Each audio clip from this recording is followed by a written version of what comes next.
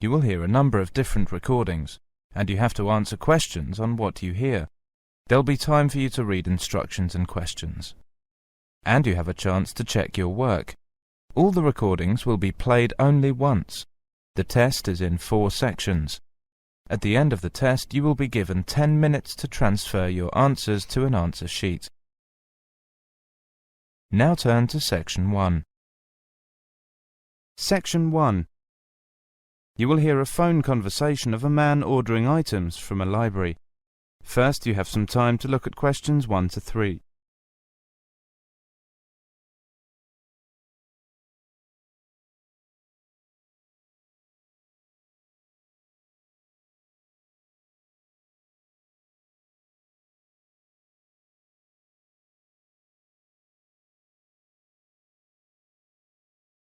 Now listen carefully and answer questions 1 to 3. Good morning, City Central Library. May I help you? Yes, I want to order some books and copies of articles, please. You can send them to me through the post or courier, can't you? Yes, certainly. I'll just get the form and take down some details. First, your name, please, sir. Lester Mackey. That's M-A-C-K-I-E. Mackey, Lester. And your membership number? That's M9301274. M930... 1274. Thank you. Now your address, please. That's the address you want us to send the items to. It's 17 Westmead Road, Annandale. And could I have your phone number and your fax number, please?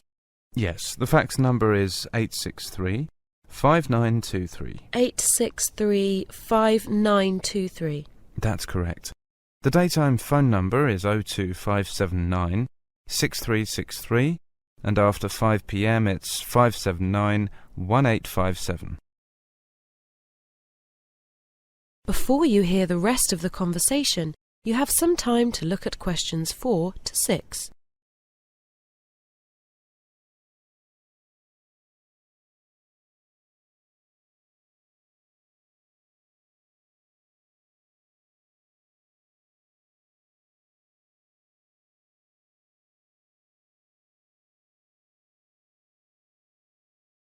Now listen carefully and answer questions 4 to 6.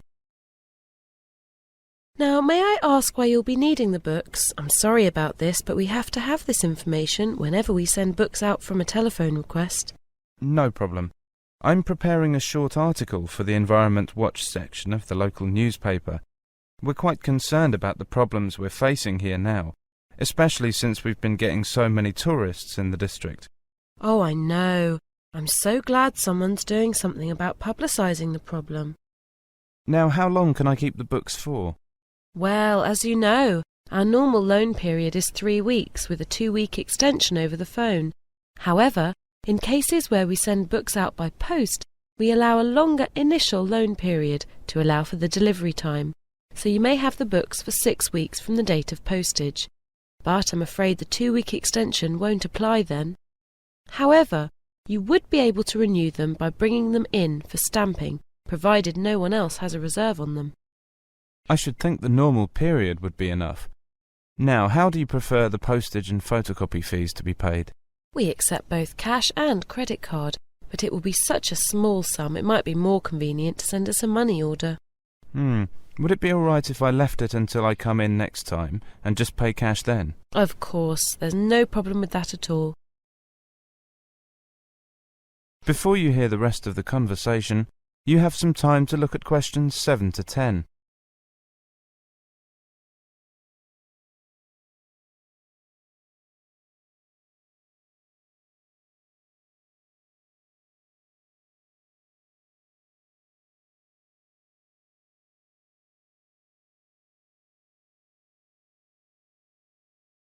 Now listen carefully and answer questions 7 to 10.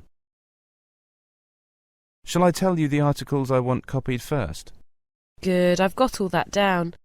Now perhaps we could go on to the books. You tell me the books you need, and I'll tell you whether we have them immediately available, or whether you'll have to wait a bit for them. All right. The details I'll need are the author, publication date, and the title of the book. Is that okay? Yes, no problem at all. The first one is by Halsworth, published in 1978. It's called Land and Water Resources of Australia. Yes, we have that available on the shelves. Good.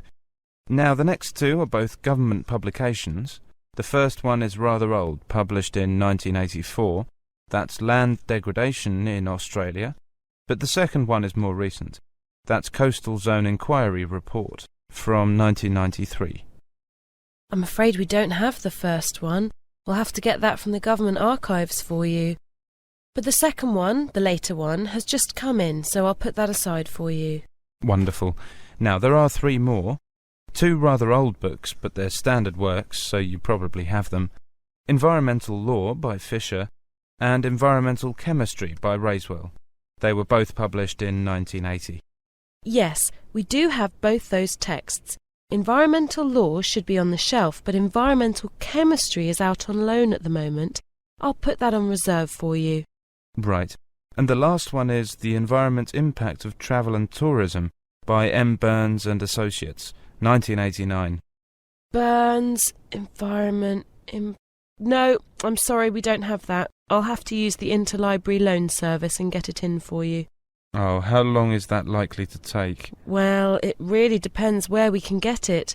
If it's available locally, it shouldn't take more than a few days, but if we have to send overseas for it, it could be rather a while. We'll do our best to hurry it up. That is the end of section 1. You now have half a minute to check your answers.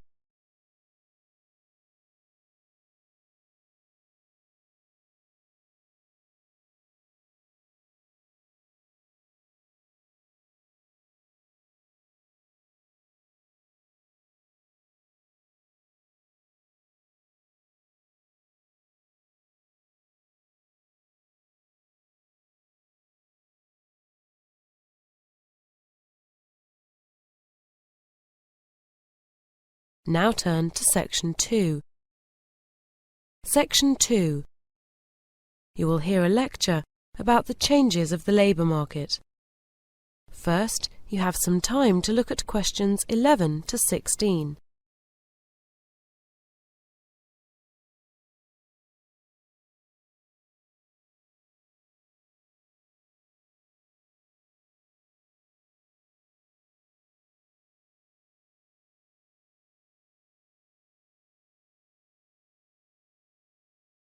Now listen carefully and answer questions 11 to 16. Hello. This afternoon I'm going to begin by outlining some of the main changes that have occurred in the labor market and in working practices over the last 20 years. One of the most significant changes has been the vast move, especially in industrialized countries, from manufacturing to service industries. Although this has freed many people from heavy and repetitive work in factories, many people find their work in service industries equally boring and just as badly paid. Another important change has been that people no longer expect to spend most of their working lives with the same company or organization. As a result, people set themselves objectives which they work towards, and they use the various jobs they do and the different companies they work for as steps towards these objectives. For individual workers, I think this has helped them become more independent and given them more control over their lives. In most companies, the management team has become less hierarchical. This is often called downsizing or delayering. In other words, there are fewer managers and fewer levels of management. As a result, there are not so many opportunities for promotion, and people often feel frustrated because they find themselves at the same level for many years without the chance to rise in the company. Competition from new products and from different parts of the world means that nowadays companies have to adapt very fast to changing markets, and this requires them to be very flexible. Increasingly, this means they don't employ workers directly, but employ other small specialist companies or individuals to do the job when they need them. This means they don't have the expense of employing workers when they don't need them. I believe that for workers who are subcontracted, there are various gains. They're often better paid for the work they do. They work in smaller, more human organizations, and they're able to organize their working lives in ways which suit them, instead of having to fit the routines of a large company. Of course, the biggest areas of change have come with the technological revolution. Workers now have the chance to go job hunting on the World Wide Web, so they have more opportunities to find better or more suitable jobs. Statistics show that generally people work much harder than in the past, with much longer hours. New technologies are largely responsible for this, especially mobile phones and beepers or pagers. These things force employees to stay in contact with their offices even in their free time and at weekends. I think this is a pity, as people need to be able to relax and have time for themselves. Another effect of technological change is that jobs evolve very rapidly, and workers have to be continually going to training courses in order to remain employable. As a university teacher, I can hardly complain about this. But it can place enormous strain on workers if they're obliged to retrain for jobs well into their late 50s when they're getting close to retirement. So I'm not sure if it's a good thing or a bad thing. Before you hear the rest of the lecture, you have some time to look at questions 17 to 20.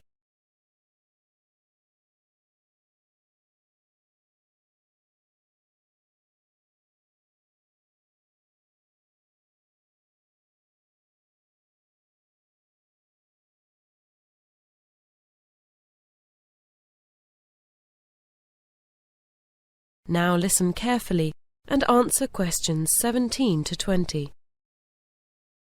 New technology and global competition have, between them, meant that the life cycle of products isn't nearly as long as it used to be. This has been a profound effect on companies and on the way we work. In order to cope with sudden changes in the market, companies need much greater flexibility from their staff. As a result, large numbers of tenured or permanent jobs have disappeared. Apart from university lecturers like myself, few people can expect nowadays to have a job for life, and temporary short-term employment has become the norm for many people. However, we have to be positive. One wonderful change which has come out of the technological revolution is the opportunity for the office worker to telecommute. That is, for them to work from home with their computer and modem. This enables them to organize their working lives around their families and cut out the long journeys to and from work, which are the bane of most office workers' lives. That is the end of section 2. You now have half a minute to check your answers.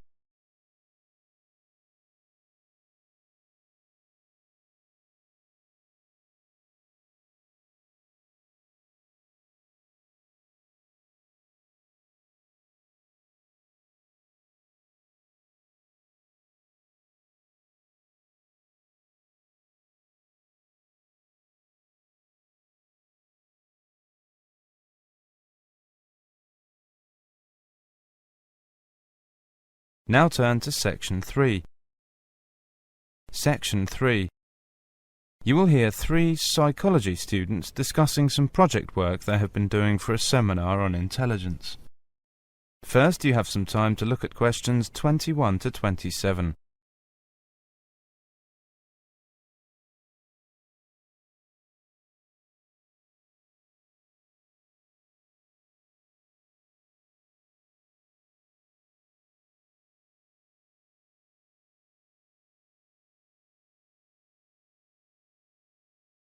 Now listen carefully and answer questions 21 to 27.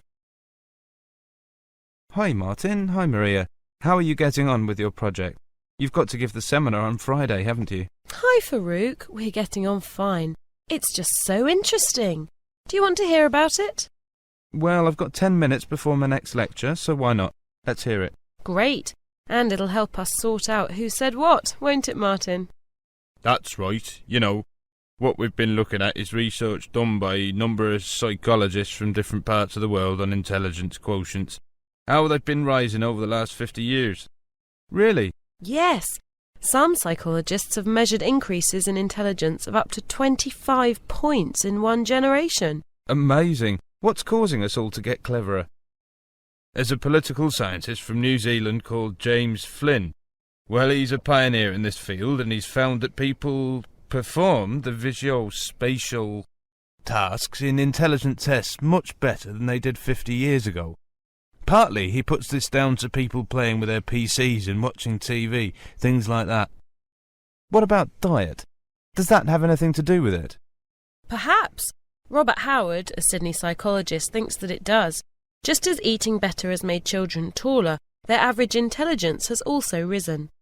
He also says that parents are having fewer children, so they're able to pay more attention to their children, which has a positive effect on kids' intelligence. IQ tests have verbal and numerical elements too. Have these also been improving? Yes, but only moderately. It's the visuospatial element which has made the big difference, and Flynn also suggests that modern activities like driving may play a part in this. There's a British researcher, John Rust, who has made the general point that modern life is much more complicated than it was 50 years ago. Our intelligence has had to develop in order to cope with it all. Remember also that far more children have the opportunity to go to school nowadays. Howard thinks that must be a leading factor in improved IQ test performance. Well, yes, that would seem fairly obvious. To come back to John Rust, he suggests that as science and knowledge develop, ideas become more complex.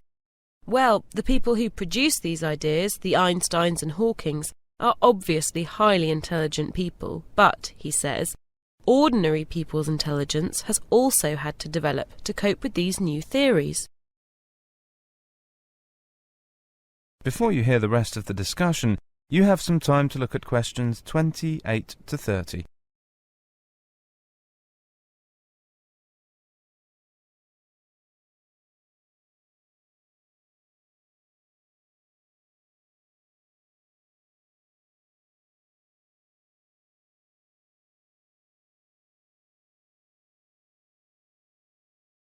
Now listen carefully and answer questions 28 to 30. Are there any limits to intelligence, or will the human race just continue to get cleverer and cleverer? Actually, research in some Western industrialised countries such as Australia and some European countries suggests that intelligence rose quite steeply for 2 to 3 decades and then levelled off a few years ago. Some pessimists think that quite soon we may see it beginning to dip. In some countries, students seem to be less motivated than before. In that sense, there may well be a limit to intelligence.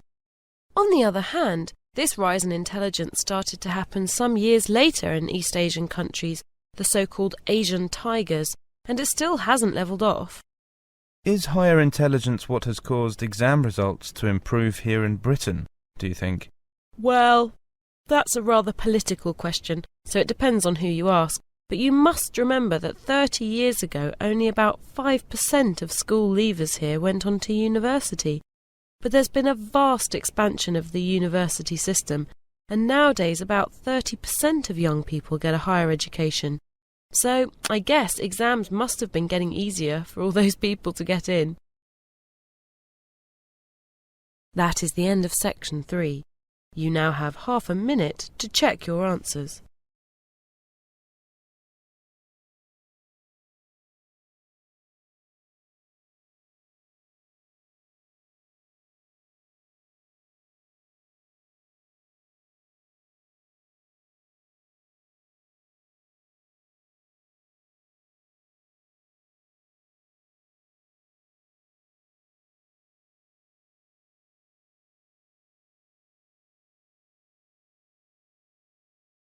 Now turn to Section 4.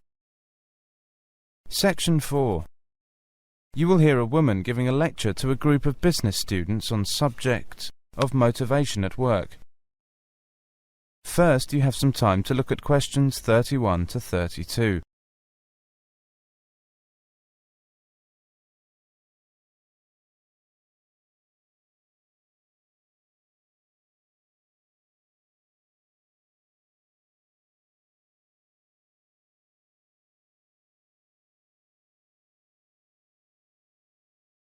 Now listen carefully and answer questions 31 to 32. My lecture today is on motivation at work. If managers are to improve the running of their organisation, it's important for them to understand what motivates the workforce, to know how to satisfy both the high flyers and those who have lower ambitions or ability. First of all, let's look at the model of how motivation works. You will see that every member of the workforce has needs or expectations, and these needs and expectations will affect each person's behaviour. For example, they will work harder if they know that they will be rewarded. That is, if they can achieve their goals of higher pay or promotion. The achievement of these goals will, in turn, lead to job satisfaction. This then feeds back into the worker's needs or expectations. Before you hear the rest of the lecture, you have some time to look at questions 33 to 35.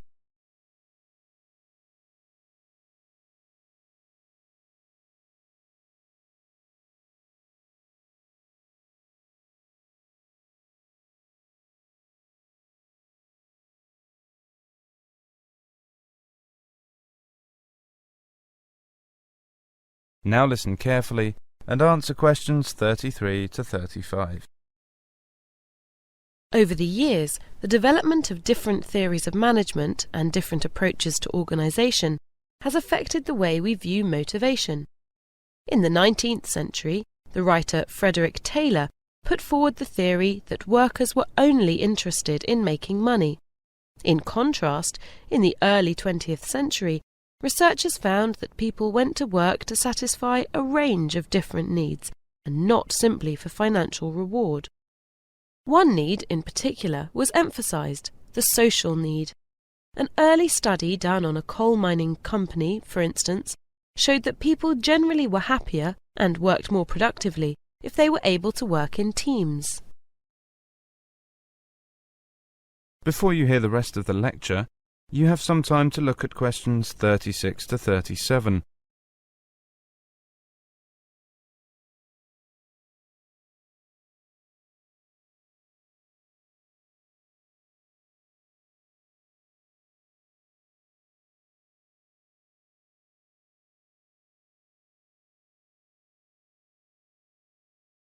Now listen carefully and answer questions 36 to 37. One important 20th century theory of motivation was that put forward by Maslow in 1943. Maslow identified 5 important needs which he placed in a triangle. At the bottom of the triangle he put what he called basic needs, good pay and pleasant working conditions. Then above the basic needs he put security needs, safe working conditions and job security. His third need he called social needs, the need to have friends, at work and get on with the boss. Fourth were status needs, a job title and social recognition. Finally, at the top of the triangle, Maslow identified the need for advancement, to have a challenging job with opportunities for promotion. His theory isn't perfect, but it's a convenient framework for viewing the different needs and expectations of work that people have, and what's more, I believe it's still valid today. Before you hear the rest of the lecture, you have some time to look at questions 38 to 40.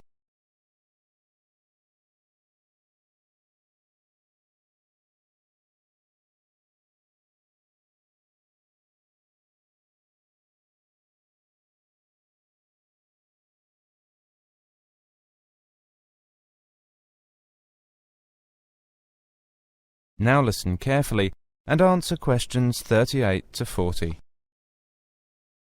During an early 21st century survey of full-time employees, when asked what gave them job satisfaction, 72% said having an inspirational leader. 55% of those questioned found satisfaction in the challenging nature of their work, 50% by being paid well, and 40% said flexible working hours. Consequently, we can see that this indicates that today an employee's opinion of the quality of the leadership in their workplace is an important factor influencing belief in the company as a good place to work. Motivation varies over a person's working life and also according to where they live. Studies show that people have different goals in different countries. For example, a good lifestyle would appear to be more important in Spain than it is in Sweden. Financial security is more important in the US than in the UK. Social contact at work is important to workers in both Germany and Australia, but not of top importance in Britain and Italy. As to high status, this is more important in the USA than to Europeans. These results indicate clear differences between countries, but I don't think they should be taken too seriously. There have been many theories which have attempted to explain the nature of motivation. These theories are partially true, and by and large all help to explain the behaviour of certain people at certain times. However, none really provides all the answers. The best a company can do is to provide people with the right environment to be self-motivated. If they are self-motivated, they will perform well. That is the end of section 4. You now have half a minute to check your answers.